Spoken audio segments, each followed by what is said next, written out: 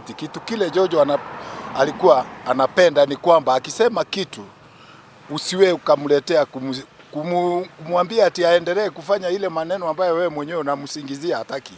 So kwa hivyo sisi tulishika hiyo mambo na usuni kwa sababu hatukuona kama alitendewa vizuri sisi watu wa Kabete. Njonjo tunaweza kumbuka na mambo mingi sana vile ameendelesha mambo yetu hapa kwetu Kabete, ameunganisha watu wa hapa, ameingiana na watu hapa kwetu Kabete, na hachagui kwa mtu ama yoyote, akisikia kitu anaenda kuona watu.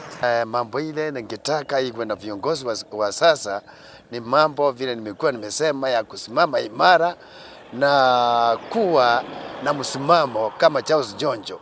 Akisema ile kitu ni ya haki, atokangi hapo na nasimama kama mtu mwenye hekima. Charles Njonjo na mimi namjua vile amekaa hapa kwetu. Hata wakati alikuwa AG, hata wakati huu alikuwa MP wetu kwa Kikuyu tumekaa na yeye vizuri. Hali yake ya usafi hata ndio nafikiria ndio Mungu amempea miaka mingi namna hiyo. Sababu hata wakati huu akiwa mzee namna hivi bado alikuwa mtu msafi sana. Alikuwa hataki uchafu. Na yeye ni mzee mzuri. Akiwa mbunge ametushindia mazimba ya maji, ametutengenezea barabara, ametuundia hata basi za Kenya basi yeye ndio alileta hapa. Hata zile zingine zilikuwa zinaitwa Nyayo basi, DAF.